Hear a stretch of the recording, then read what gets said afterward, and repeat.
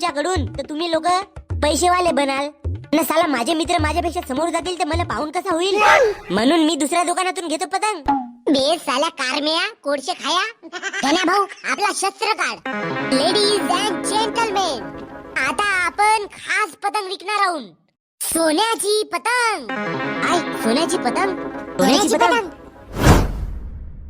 गण्या भाऊ, बे एवढी मोठी सोन्याची पतंग कोठून आणल्या बे तुम्ही?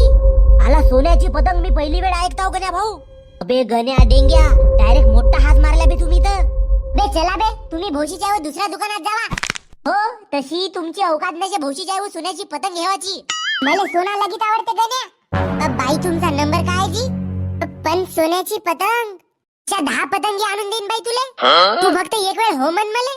घरी नसतील कोणी तर चल जाऊन घराले, अंदर जाऊन दरवाजाची कुंडी लावून. बे भोशीच्या डेंग्या, गाववाल्याकडून मार खाशील ना बे दाबून.